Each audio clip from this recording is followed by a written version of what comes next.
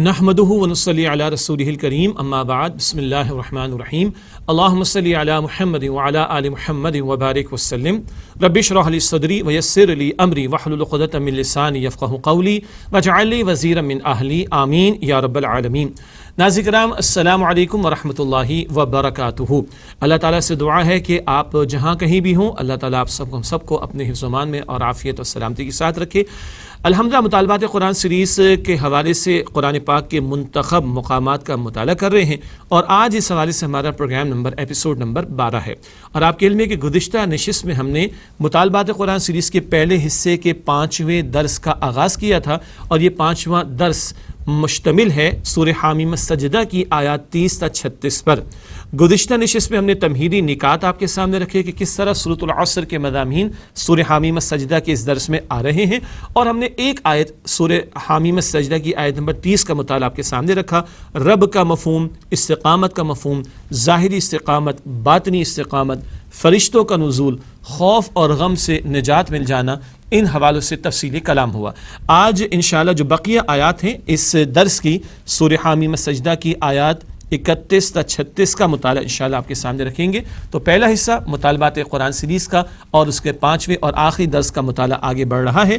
آج ہم مطالعہ شروع کر رہے ہیں سورہ حامیم السجدہ کی آیات 31 سے۔ اعوذ باللہ من الشیطان الرجیم، بسم اللہ الرحمن الرحیم۔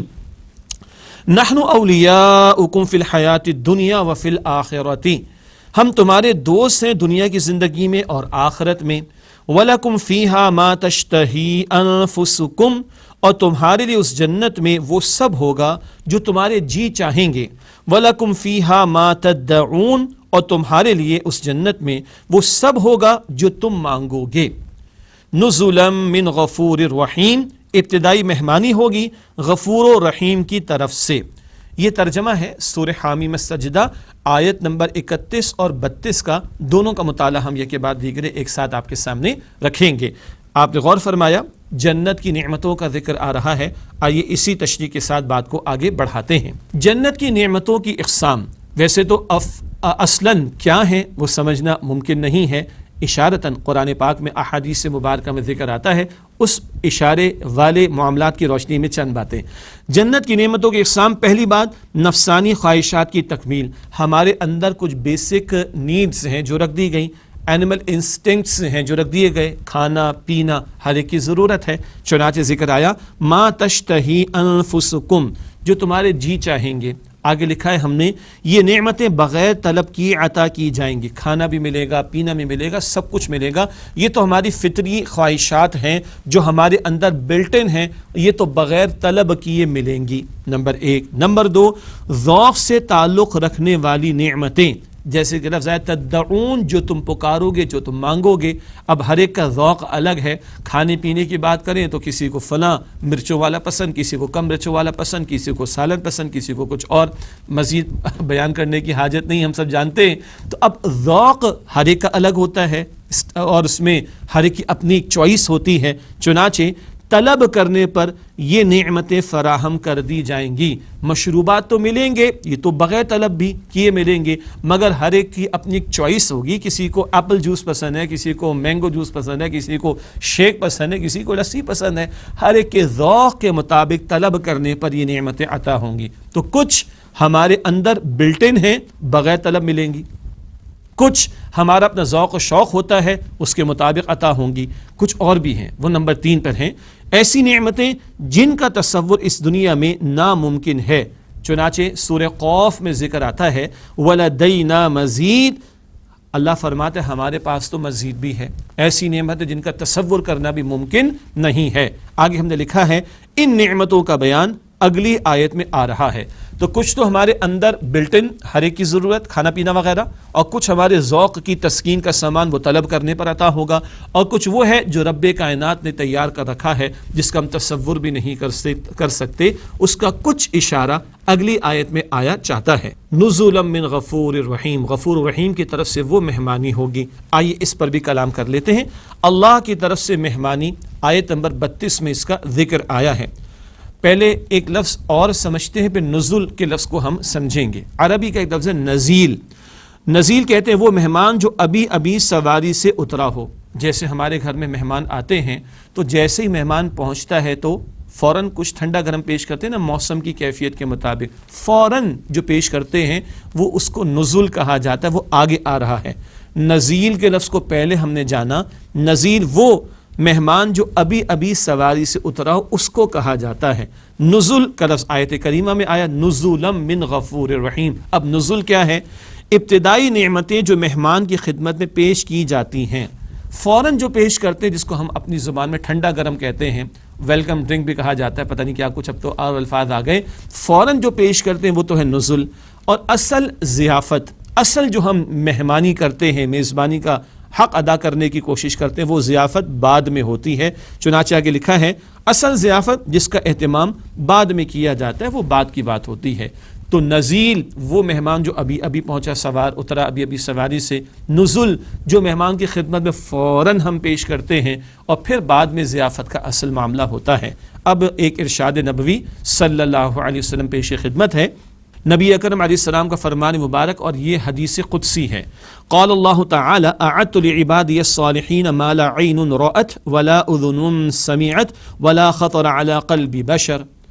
اللہ تعالیٰ فرماتا ہے کہ میں نے اپنے نیک بندوں کے لیے وہ نعمتیں تیار کی ہیں جنہیں نہ کسی آنکھ نے دیکھا، نہ کسی کان نے ان کا ذکر سنا، اور نہ ہی کسی دل پر ان کا خیال گزرا۔ یہ صحیح بخاری شریف کی روایت ہے۔ یہ ہے جو اللہ کے پیغمبر علیہ الصلوۃ والسلام اللہ تعالیٰ کا قول نقل فرما رہے، وہ کچھ رب کائنات نے تیار کیا، نہ کسی آنکھ نے دیکھا، نہ کسی کان نے سنا، نہ کسی کے دل میں اس کا خیال بھی گیا۔ تو جو قرآن پاک میں ذکر آتا ہے احادیث مبارکہ میں، وہ ہمارا شوق بڑھانے کے لیے، اصل کیا ہے اللہ تعالیٰ ہی اس کو بہتر جانتا ہے، اور اللہ کا فرمان سچا ہے۔ اللہ ہمیں یقین بھی عطا فرمائے اور محنت کی توفیق دے۔ اللہ کو رب مان کر استقامت کا مظاہرہ ذکر آ چکا، یہ پوری زندگی کے مطالبات ہمارے سامنے آ گئے۔ خود نیک بننا بھی اور نیکی کی دعوت دینا بھی، بدی سے روکنا بھی اس میں شامل، اور اللہ تعالیٰ کے حق کے لیے کہ زمین پر اللہ کی حکمرانی ہو، اس کا قانون نافذ ہو، اس کے لیے جد و جہد کرنا، یہ سارے کام ہم نے کرنے۔ اللہ تعالیٰ نے بشارت عطا فرما دی، فرشتوں کو نزول دنیا میں بھی اور فرشتوں کے ذریعے بشارت جنت کی بھی۔ اللہ ہم سب کو جنت الفردوس عطا فرمائے۔ آگے بڑھاتے ہیں آج کے مطالعے کے اعتبار سے بات کو، اور اگلی آیت سورہ حامیم سجدہ کی آیت نمبر 33، یہ بھی بہت قیمتی اور اہم مقام ہے دعوت اللہ کے موضوع کے اعتبار سے۔ ارشاد ہوا وَمَنْ أَحْسَنُ قَوْلًا مِّمَّنْ دَعَا إِلَى اللَّهِ، اور کس کی بات اچھی ہوگی اس سے جو بلائے اللہ کی طرف، وَعَمِلَ صَالِحًا، اور عمل کرے اچھا، وَقَالَ إِنَّنِي مِنَ الْمُسْلِمِينَ، اور کہے میں بھی عام مسلمانوں میں سے ہوں۔ یہ آیت نمبر 33 کا ترجمہ ہے، جہاں ہم دیکھ رہے ہیں کہ دعوت کا ذکر بھی ہے، اعمال صالحہ کا ذکر بھی ہے، اور مسلمان ہونے کا اقرار اور اس کا اعلان اور اس کا اظہار بھی ہے۔ بہت تشریح کی ضرورت ہے، آئیے چلتے ہیں آگے اس آیت کریمہ کی تشریح کی طرف۔ سب سے پہلی بات، دعوت اللہ کا ذکر آ رہا ہے۔ تواصی بالحق کی چوٹی کیا ہے؟ دعوت اللہ کی طرف دی جائے، اللہ کی طرف بلایا جائے، اللہ کے حق کو ادا کرنے کی طرف لوگوں کو متوجہ کیا جائے۔ تو دعوت اللہ کے حوالے سے اب کلام کر رہے ہیں۔ اس آیت میں دعوت اللہ کو بہترین بات قرار دیا گیا ہے۔ باتیں تو انسان بہت کرتا ہے، ہم بھی کرتے ہیں اور ہم سبھی کرتے ہیں۔ اللہ تعالیٰ کے نزدیک بہترین قول کس کا ہے، بہترین بات کس کی ہے؟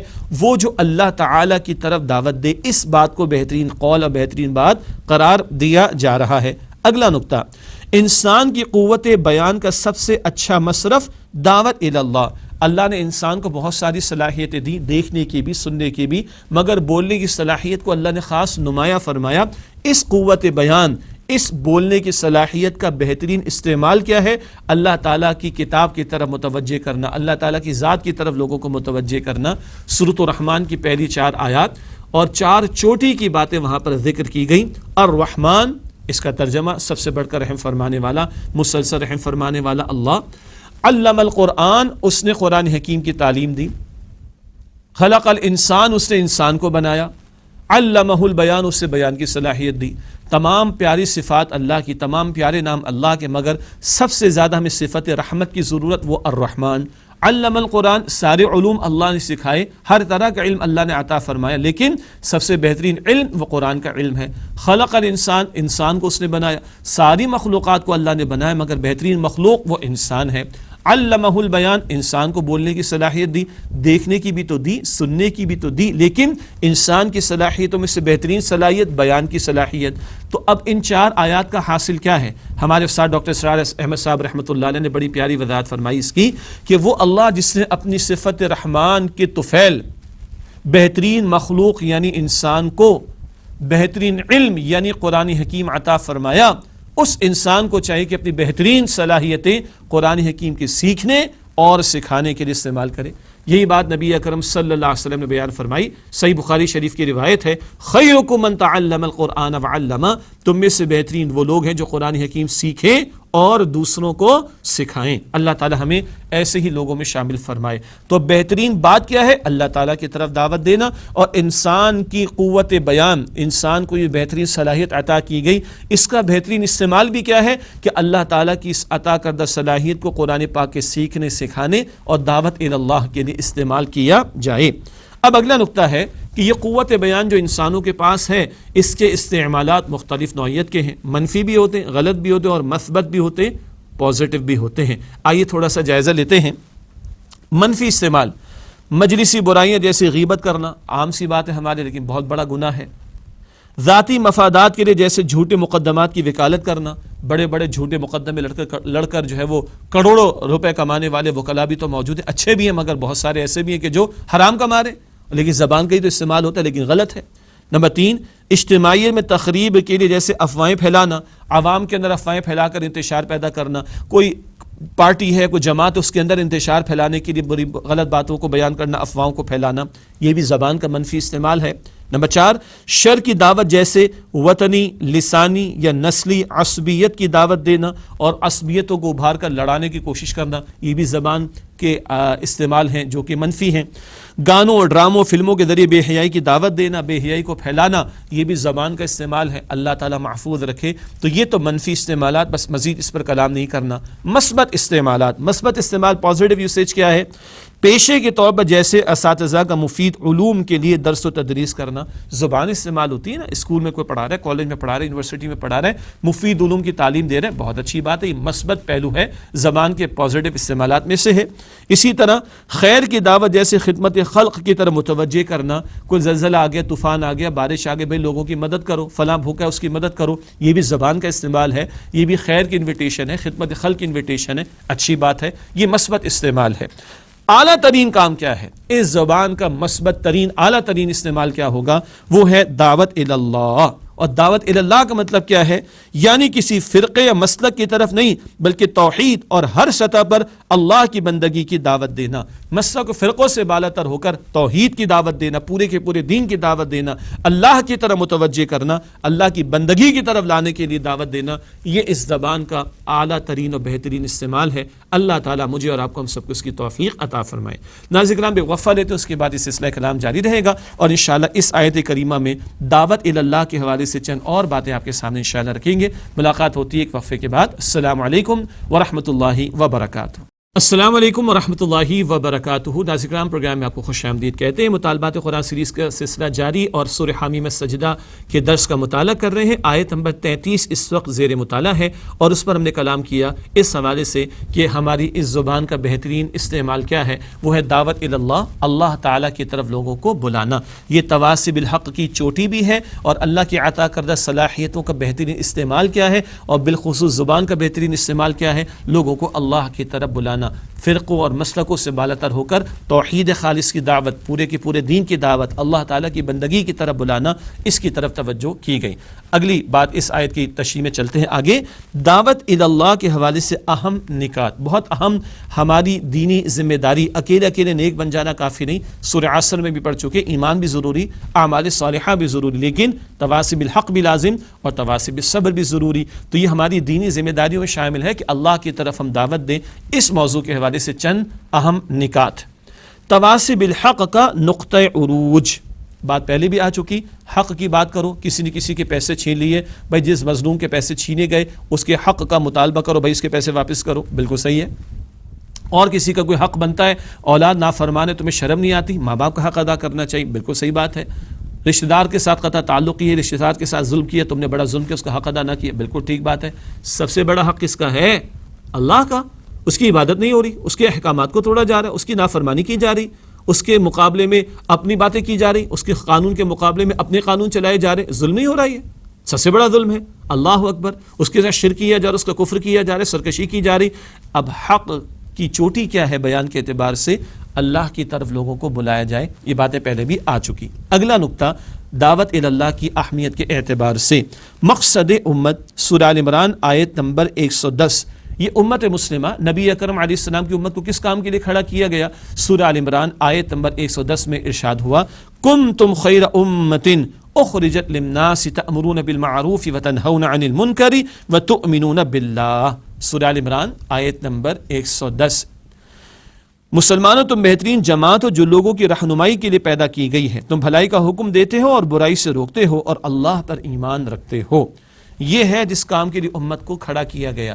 یہ کسی ایک مسجد کے امام صاحب یا مسجد کے خطیب صاحب کی ذمہ داری نہیں، یہ کسی ایک عالم دین یا مفتی صاحب یا اسکالر کی ذمہ داری نہیں، یہ فقط ایک کسی دینی جماعت کی ذمہ داری نہیں۔ نیکی کا حکم دینا، بدی سے روکنا، خود نیک بننا، نیکی کی دعوت دینا، بدی سے بچنا، بدی سے روکنا، اللہ کی مرضی کو قائم کرنے کی اسٹرگل اور جد و جہد کرنا، اللہ کی نافرمانی کو مٹانے کے لیے محنت و کوشش کرنا، یہ پوری امت کا کام ہے۔ ختم نبوت کے بعد امت اس کام کے لیے کھڑی کی گئی۔ امت یہ کام کرے گی تو واقعتاً امت کہلائے گی، واقعتاً خیر امت کہلائے گی۔ آج امت خیر امت نظر آ رہی ہے؟ اس ساری دنیا میں سب سے زیادہ ظلم مسلمانوں پر ہو رہا ہے کہ نہیں؟ سب سے سستا خون مسلمانوں کا ہے کہ نہیں؟ مسلمانوں کے فیصلے کافر بیٹھ کر کرتے ہیں کہ نہیں؟ آج امت کہاں خیر امت ہے؟ اس نے اپنے آپ کو مس ریپریزنٹ کیا ہے۔ آج اگر امت اپنا زوال ختم کر کے عروج چاہتی ہے تو امت کو امت والا کام کرنا ہوگا نا۔ اور میں اور آپ امتی ہیں، امتی وہی امتی کہلانے کا مستحق ہے جو اس کام کو انجام دینے میں اپنی جان، مال، وقت، اولاد اور اوقات و صلاحیتوں کو لگائے۔ جو یہ کام نہیں کر رہا اس کو اپنے امتی کے دعوے کے حوالے سے سوچ لینے کی ضرورت ہے۔ کیوں؟ امت اس کام کے لیے کھڑی کی گئی۔ تو دعوت اللہ کا کام یہ مقصد امت بھی ہے، اس کام کے لیے امت کو کھڑا کیا گیا۔ اللہ مجھے آپ کو اس فریضے کو ادا کرنے کی توفیق مزید عطا فرمائے۔ اگلا نقطہ، مؤکد ترین سنت، سورہ یوسف کی آیت نمبر 108۔ مؤکد جس کی تاکید کی گئی ہو، اللہ کے نبی علیہ السلام کی وہ سنت جو 23 برس کی سنت ہے، مستقل سنت ہے، جس میں کسی مکتب فکر میں کوئی اختلاف رائے نہیں، جس سنت کے ادا کرنے میں ایک دن کا فصل یا فرق نہیں ہے۔ وہ سنت کیا ہے؟ اللہ کی طرف دعوت دینا۔ قرآن پاک میں ہے، قل هذه سبیلی ادعو الی اللہ علی بصیرۃ انا ومن اتبعنی۔ سورہ یوسف کی آیت نمبر 108۔ اے نبی صلی اللہ علیہ وآلہ وسلم کہہ دیجئے کہ میرا راستہ تو یہ ہے کہ لوگوں کو اللہ کی طرف بلاتا ہوں پورے شعور کے ساتھ، میں بھی اور وہ لوگ بھی جنہوں نے میری پیروی کی۔ یہ اللہ کی طرف بلانا یہ حضور کا راستہ ہے صلی اللہ علیہ وسلم، یہ حضور کی سنت ہے صلی اللہ علیہ وسلم، مستقل سنت ہے، آپ کی مؤکد ترین سنت ہے، جس میں کسی مکتب فکر میں نے عرض کیا کہ کوئی اختلاف نہیں۔ بعض اعمال میں ایک علمی بحث چلتی ہے، ہاتھ سینے کے اوپر باندھنا افضل ہے کہ ناف کے نیچے باندھنا افضل ہے، وغیرہ وغیرہ، یہ علمی مباحث ہیں۔ البتہ وہ سنت کہ جس میں کوئی علمی بحث ہی نہیں ہے، وہ سارے مکاتب فکر کے نزدیک مؤکد ترین ہے اور متفق علیہ ہے، اگریڈ اپون، جس میں کوئی کسی کا اختلاف نہیں، وہ سنت ہے دعوت اللہ کی سنت۔ اگر ایک امتی کام کر رہا ہے تو واقعتاً وہ امتی ہے، اور اگر نہیں کر رہا تو اس کے امتی ہونے کے دعوے کے بارے میں اس کو سوچنا چاہیے اور اپنے عمل کی اصلاح کرنی چاہیے۔ ہاں، اپنی استعداد کے مطابق، اپنے علم کے مطابق، اپنی صلاحیت کے مطابق کرنا ہوگا۔ سب کی علمی سطح اور استطاعت برابر نہیں ہوتی، مگر جس کی جس قدر اس کو اس قدر صلاحیت استعمال کرنی چاہیے۔ قرآن پاک فرماتا ہے نا، لا یکلف اللہ نفسا الا وسعها، اللہ تعالیٰ ہر انسان کو، ہر نفس کو اس کی وسعت اور کیپیسٹی کے مطابق ہی مکلف یعنی ذمہ دار ٹھہراتا ہے۔ ہر مسلمان، مرد ہو عورت ہو، اپنے دائرے کے کار کے اعتبار سے، ماں اپنے بچے کو تو سکھائے گی نا، بہن اپنے بھائی کو تو توجہ دلا سکتی ہے، بیٹی اپنے والد کو توجہ دلا سکتی ہے، بیوی اپنے شوہر کو تو متوجہ کر سکتی ہے، اینڈ سو آن۔ ہر ایک اپنے استطاعت کے مطابق، اپنے دائرے کے کار کے مطابق کام کرے۔ اللہ ہم سب کو توفیق عطا فرمائے۔ اس اہم مسئلے کے حوالے سے کچھ نقطے اور بھی۔ تدریج کیا ہوگی دعوت اللہ کی؟ کیسے بات آگے بڑھے گی؟ گھر، محلہ، شہر، وطن، سارا عالم، یہ نہیں کہ اپنے آپ کو فراموش کر کے دنیا کو خیر کی دعوت دی جا رہی، اپنے گھر والوں کو بھلا کر پوری دنیا کو خیر کی دعوت دی جا رہی، نہیں، نبی مکرم علیہ السلام نے اپنی ذات سے شروع کیا، اول ایمان لانے والے قریبی لوگ ہیں، گھر میں بھی دعوت ہے، خاندان میں بھی دعوت ہے، اپنے شہر میں بھی دعوت ہے، اور جب لوگ جان کے در پہ ہو گئے تو مدینہ شریف تشریف لے گئے، پھر غلبہ دین کی جد و جہد مکمل ہوئی، سارا عرب مسلمان ہوا، اور اس کے بعد غزوہ تبوک کا اعلان فرما کر، بلکہ اظہار فرما کر آپ نے سلطنت روما کے خلاف جو ہے اقدام فرمانے کا ارادہ فرمایا، بلکہ بالفعل تشریف بھی لے گئے۔ یہ تدریج ہے، ذات، گھر، محلہ، شہر، تاکہ سارے امتی کام کرے تو پورے عالم میں یہ دعوت اللہ کے فریضے کو اس امت نے انجام دینا ہے۔ اگلا اہم نقطہ، ہدف کیا ہو اس کا، دعوت کس بات کی دی جا رہی؟ اللہ کی طرف۔ تو اللہ کی جو بات ماننی ہے وہ خالی ذات کی حد تک تھوڑی، گھر کی حد تک تھوڑی، وہ پورے نظام کی حد تک ہے۔ اللہ معبود ہے 24 گھنٹے، تو گھر میں بھی اللہ معبود ہو، مسجد میں بھی اللہ معبود ہو، کاروبار میں بھی اللہ معبود ہو، پارلیمنٹ میں بھی اللہ معبود ہو، عدالت میں بھی اللہ معبود ہو، سارے معاملات زندگی میں، معیشت میں، معاشرت میں، سیاست میں، عدالت میں، ریاست میں اللہ تعالیٰ ہی کو معبود مان کر اس کے احکامات پر عمل کیا جائے۔ یہ ہے ہدف، اس دعوت اللہ کا ہدف کیا ہے؟ اللہ سبحانہ وتعالیٰ کی زمین پر اقامت دین ہو، اس کا دین غالب اور قائم ہو جائے۔ اور اس زمن میں آخری نقطہ ہے، ذریعہ کیا ہوگا؟ وہ قرآن حکیم۔ اللہ کے نبی علیہ الصلوۃ والسلام قرآن پاک سنایا کرتے اور اپنی احادیث کے ذریعے وضاحت فرمایا کرتے تھے۔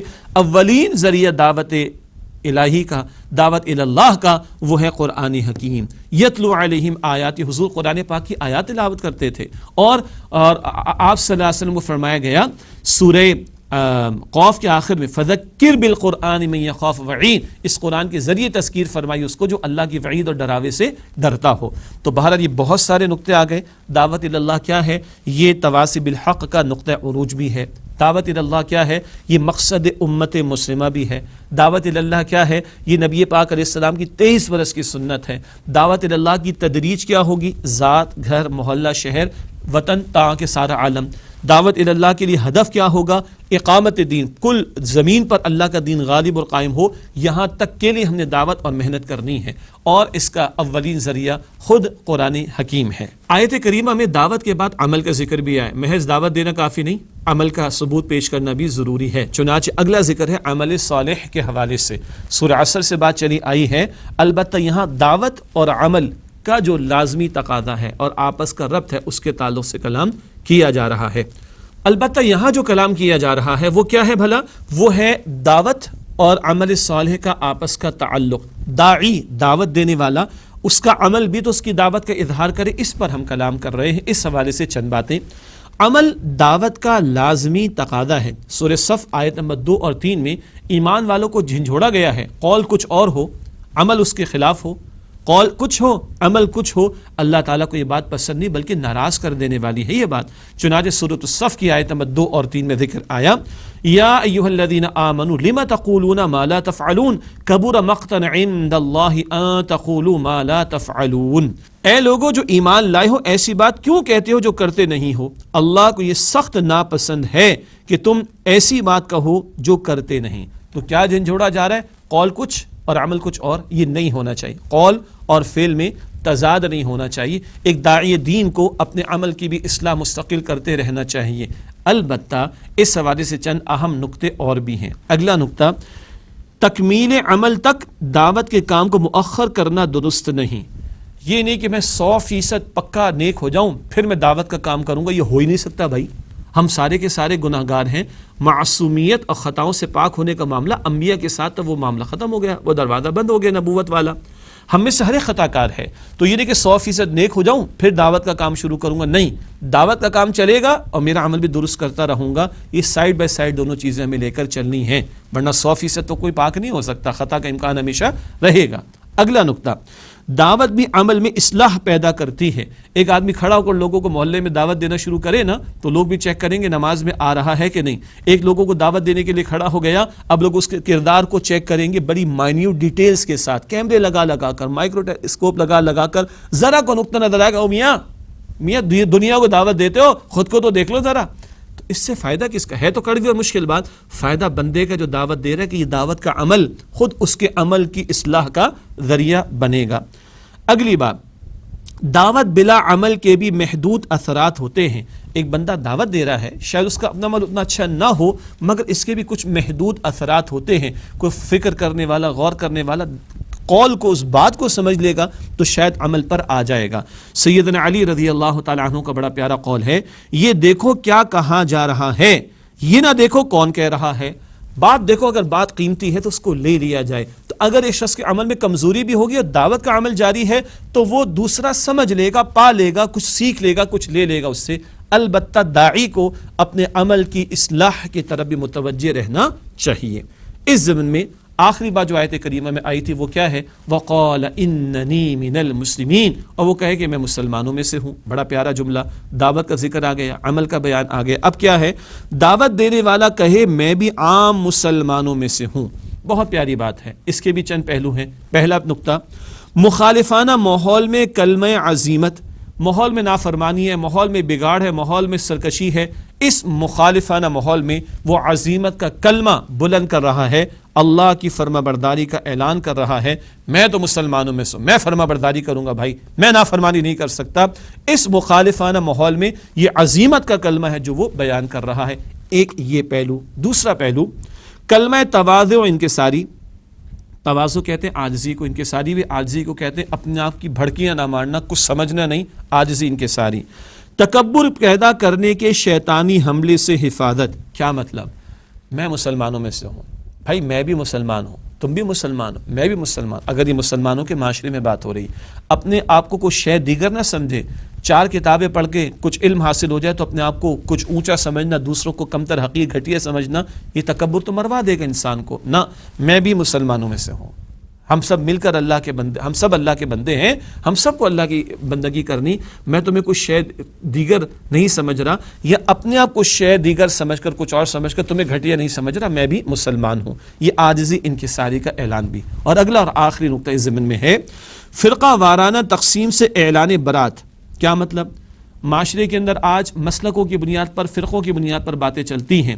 ہاں، جو تمام معروف مکاتب فکر ہے مسلمانوں کے، ہم سب کا احترام کرتے ہیں، مگر ہمارا اول تعارف کیا ہے؟ ہم مسلم ہیں، مسلمان ہیں۔ ہم تمام بھائیوں اور بہنوں کا مختلف مکاتب فکر کے جو مسلمان ہیں احترام کریں گے، لیکن ہمارا تعارف کسی مسلک اور فرقے کی بنیاد پر نہ ہو، ہمارا تعارف اسلام کی بنیاد پر ہو۔ اور اگلا نقطہ بڑا پیارا، بڑا قیمتی، جس کو آج ہم نے بڑا فراموش کیا، وہ کیا ہے؟ متفق علیہ امور کی دعوت۔ متفق علیہ، اگریڈ اپون، ایسے نقطے جن پر تمام کا اتفاق ہو، اس کی دعوت دی جائے۔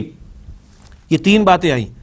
مخالفانہ ماحول میں عزیمت کا کلمہ، تم سرکشیاں کرو، میں تو اللہ کا فرما بردار۔ نمبر دو، عاجزی کا بیان، میں اپنے آپ کو کچھ سمجھتا نہیں، ہم سب مسلمان۔ اور نمبر تین، فرقہ وارانہ تقسیم سے برات کا اعلان، میں فرقے بنانے توڑنے کی باتیں نہیں کرتا، میں جوڑنے کی باتیں کرتا۔ اور متفق علیہ امور کا مطلب جن پر سب کا اتفاق ہے، وہ اتنے سارے ہیں، اگر خدا کی قسم ہم عمل کرنا شروع کر دیں تو فضول بحثوں سے ہمیں نجات مل جائے گی۔ آج فضول بحثوں کے لیے وقت کیوں نکلتا ہے کہ کام کرنے کے جو ہیں وہ ہم کر نہیں رہے۔ نماز میں کس کا اختلاف ہے؟ زکوٰۃ دینے میں کس کا اختلاف ہے؟ حج ادا کرنے میں کس کا اختلاف ہے؟ روزہ رکھنے میں کس کا اختلاف ہے؟ سچ بولنا، جھوٹ نہ بولنا، وعدہ پورا کرنا، وعدہ خلافی نہ کرنا، امانت کی پاسداری کرنا، خیانت نہ کرنا، حیا کا اہتمام کرنا، بے پردگی کا اہتمام نہ کرنا، وغیرہ وغیرہ گنتے چلے جائیے۔ ان متفقہ امور کی دعوت دینا، یہ ہے دعوت اللہ کے حوالے سے ایک اور اہم پہلو۔ یہ آیت نمبر 33 کا مطالعہ مکمل ہوا، دعوت اللہ کی اہمیت اور دعوت اللہ کے حوالے سے چند اہم نکات، دعوت اور عمل کا تعلق، اور میں بھی مسلمانوں میں سے ہوں، اس اہم جملے کی کچھ وضاحتیں ہمارے سامنے آئیں۔ ناظرین کرام، ایک وقفہ لیتے، اس کے بعد اگلی مزید چند آیات کا مطالعہ اس درس کے حوالے سے آپ کے سامنے رکھیں گے۔ ملاقات ہوتی ہے ایک وقفے کے بعد۔ السلام علیکم ورحمۃ اللہ وبرکاتہ۔ السلام علیکم ورحمۃ اللہ وبرکاتہ۔ ناظرین کرام، آپ کو خوش آمدید کہتے ہیں مطالبات قرآن سیریز میں، اور آج ہم مطالعہ کر رہے ہیں سورہ حمیم سجدہ کی آیات 30 سے 36 کی بقیہ آیات کا۔ اور آپ کے علم میں ہے کہ مطالبات قرآن سیریز کے پہلے حصے کا یہ 5واں اور آخری درس بھی ہے، اور اب انشاءاللہ مطالعہ آگے بڑھا رہے ہیں سورہ حمیم سجدہ کی آیت نمبر 34 سے۔ پچھلی آیت میں دعوت اللہ، دعوت اور عمل کا تعلق، اور بندہ مومن جو داعی کا کردار ادا کر رہا ہے وہ کہے کہ میں مسلمانوں میں سے ہوں، اس نقطے پر تفصیلی کلام ہوا۔ اگلی آیت سورہ حمیم سجدہ آیت نمبر 34، اس مقام پر ارشاد ہوا، اعوذ باللہ من الشیطان الرجیم، بسم اللہ الرحمن الرحیم، ولا تستوی الحسنۃ ولا السیئۃ، اور نیکی اور بدی برابر نہیں ہوتی، ادفع باللتی ہی احسن، جواب دو بدی کا اس طور پر جو بہت اچھا ہو، فاذا الذی بینک وبینہ عداوۃ، تو وہ کہ جس کے اور تمہارے درمیان دشمنی ہے، کأنہ ولی حمیم، ایسے ہو جائے گا جیسے گرم جوش دوست. یہ آیت نمبر 34 سے سورہ حامیم السجدہ کی، اور اس میں بدی اور بھلائی کے حوالے سے کمپیریزن آیا اور بدی کا جواب بھلائی سے دینے کو کہا گیا. دراصل یہ دعوت اللہ کے فریضے کو انجام دینے ہی کے تسلسل کا ایک اور اہم مسئلہ ہے جو اس آیت کریمہ میں زیر گفتگو آ رہا ہے. آئیے اس کی تشریح کرتے ہیں. برائی کا جواب بھلائی سے. پہلا نقطہ، برائی کا جواب بھلائی سے صبر کی اعلیٰ ترین منزل. جیسے کہ پہلے بات آ چکی ہے گزشتہ نشست میں، اس سورہ مبارکہ میں سورہ عصر میں بیان کی گئی 4 شرائط: ایمان، عمل صالح، تواصی بالحق، تواصی بالصبر کی چھوٹی کی باتیں، اعلیٰ ترین منازل کا ذکر ہے. اب صبر کی اعلیٰ ترین منزل کیا ہے؟ برائی کو صرف برداشت کرنا ہی نہیں بلکہ برائی کا جواب بھلائی سے دینا، یہ اور اگلا اسٹیج ہے. سبحان اللہ، یہ صبر کی اعلیٰ ترین منزل، برائی کا جواب بھلائی سے دینا. اگلا نقطہ، دعوت دین کے مرحلے کا اہم اصول. جب دعوت پیش کی جا رہی ہو تو صبر ہی صبر مطلوب ہے. دعوت کا کام کرنے کے دوران صبر ہی صبر مطلوب ہے. جیسے حضرت عیسیٰ علیہ السلام کا ایک مشہور قول ہے، تم خیر کی بات کسی کو بتا رہے ہو، اگر وہ تمہارے دائیں گال پر ایک تھپڑ مار دے تو اس کو بایاں گال بھی پیش کر دو، بھائی ایک اور تھپڑ مار لے مگر دعوت سن لے. یہ دعوت دین کے مرحلے کا اہم اصول ہے. لوگوں کی کڑوی باتیں، لوگوں کی گالیاں، لوگوں کے پتھر، لوگوں کی طرف سے اور تشدد تک کا معاملہ ہو، جھیلو، برداشت کرو. اور برائی کو برداشت کرنا ہی کافی نہیں، برائی کا جواب بھلائی سے دیا جائے. یہ دعوت دین کے مرحلے کا بڑا اہم اصول ہے اور یہ مشکل بات ہے. اس کے بغیر دین کی دعوت کا کام ہو نہیں سکتا. اپنے جذبات اور اپنے احساسات اور اپنے غصے، اس کی قربانی اور تحمل، صبر، برداشت، یہ اگر ہوگا تو دعوت کا کام ہم کر سکیں گے. میں نے باتیں آسانی سے بیان تو کر دی ہیں، میرے لیے بھی مشکل، ہم سب کے لیے مشکل، لیکن کرنا تو ہے. اور مکہ مکرمہ کے 13 برس مستقل صبر ہی صبر جاری رہا نبی مکرم صلی اللہ علیہ وسلم کے دور مبارک میں. تو دعوت دین کے عمل کے دوران میں آنے والی ریٹیلیشن کو، مشقتوں کو، مخالفتوں کو جھیلنا ہی کافی نہیں بلکہ صبر کرنے کے اگلا درجہ اور اعلیٰ ترین منزل کیا ہے؟ برائی کا جواب بھلائی سے دیا جائے. اگلا اہم نقطہ اسی بات کے تسلسل میں ایک وضاحت کی ضرورت ہے، وہ ہے صبر کی روش دعوت دین کے مرحلے تک. یہ صبر ہی صبر دعوت دینے کے دوران جب اقامت دین کی جد و جہد کا ایسا مرحلہ آئے کہ باطل اور حق کا معرکہ شروع ہو جائے، حق اور باطل کا ٹکراؤ ہو جائے، پھر صبر نہیں، پھر تو بدر میں 70 مشرک قتل بھی کیے گئے. ٹھیک ہے، وہ اقامت دین کی جد و جہد کا مرحلہ. دعوت دین کے دوران صبر ہی صبر ہے. اقامت کے دوران میں اگر ٹکراؤ پیدا ہوگا تو گردنیں بھی کفار کی اڑائی جائیں گی اور اللہ کے احکامات کے نفاذ کی بات آئے گی. قاتل کو قتل تو کیا جائے گا نا سزا کے طور پر، چوروں کو سزا تو دی جائے گی. کیا چوروں کو بھی معاف کر دے؟ نہ، قاتلوں کو بھی معاف کر دینا. وہاں شریعت کا حکم نافذ ہوگا جب اقامت دین کی بات آئے گی. لیکن دعوت کے مرحلے کے دوران میں صبر کی تلقین اور برائی کا جواب بھلائی سے. اگلا اہم نقطہ ہے برائی کا جواب بھلائی سے دینے کا نتیجہ. کیا بتا رہے قرآن پاک اور اللہ کا سچا کلام؟ جو تمہارا دشمن تھا وہ تمہارا گرم جوش دوست بن جائے گا. ہے مشکل بات، لیکن جب برائی کا جواب بھلائی سے دو گے تو تمہارا دشمن بھی تمہارا دوست بن جائے گا. لوگ دیکھیں گے ہم اس کے ساتھ ظلم کر رہے ہیں، ستم کر رہے ہیں، گالیاں دے رہے ہیں، برا بھلا کہہ رہے ہیں اور یہ ڈٹا ہوا، تو کیا ہے آخر اس کے پاس؟ یہ شے ہے جس نے مکہ مکرمہ میں نبی اکرم علیہ السلام اور صحابہ کرام کے طرز عمل کو کفار کے دلوں میں ڈالا.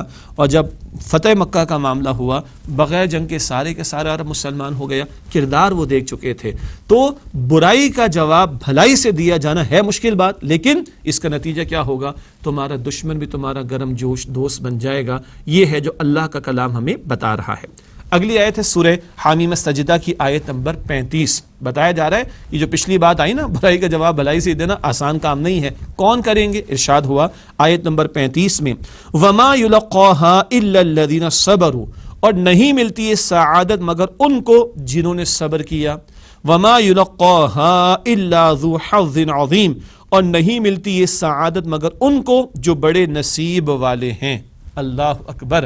یہ معاملہ کہ بندہ دعوت دین کا کام بھی کرے، عمل بھی نیک کرے، عاجزی بھی ہو، برائی کو جھیلے، برداشت کرے اور برائی کا جواب بھلائی سے دے، آسان کام نہیں، یہ سعادت مندوں کو یہ سعادت ملتی ہے، بڑے نصیبوں والوں کو یہ سعادت ملتی ہے۔ چنانچہ نکتہ تشریح کا ہے، برائی کے جواب میں خاموش رہنا بھی آسان نہیں، لیکن اس کا جواب بھلائی سے دینا واقعی مشکل، بہت بڑی سعادت اور بڑے نصیب کی بات ہے۔ اللہ کہتا ہے یہ بڑے نصیبوں والے ہیں۔ قرآن پاک میں سورۃ القصص میں قارون کا قصہ ہے، دنیا پرستوں نے جب اس کی مال و دولت کو دیکھا کہا بڑے نصیبوں والا ہے۔ اللہ کہتا ہے نہیں، یہ بڑے نصیبوں والے ہیں، ایمان والے، استقامت والے، دعوت دین کا کام کرنے والے، نیک عمل کرنے والے، بدی کا جواب بھلائی سے دینے والے، اللہ کے نزدیک یہ بڑے نصیبوں والے ہیں۔ اللہ تعالیٰ یہ نصیب مجھے اور آپ سب کو نصیب فرما دے۔ اگلی اور آخری آیت اسی تسلسل میں سورہ حامیمہ سجدہ کی آخری آیت اس درس کے اعتبار سے آیت نمبر 36، کام آسان نہیں، شیطان روڑے اٹکائے گا، اس کا بیان ارشاد ہوا۔ سورہ حامیمہ سجدہ آیت نمبر 36، وَإِمَّا يَنزَغَنَّكَ مِنَ الشَّيْطَانِ نَزْغٌ، اور اگر لگ ہی جائے تجھے شیطان کی طرف سے کوئی چوک، فَاسْتَعِذْ بِاللَّہ، تو پناہ کی التجا کر اللہ سے، إِنَّهُ هُوَ السَّمِيعُ الْعَلِيمُ، بے شک وہ بہت سننے والا اور سب علم رکھنے والا ہے۔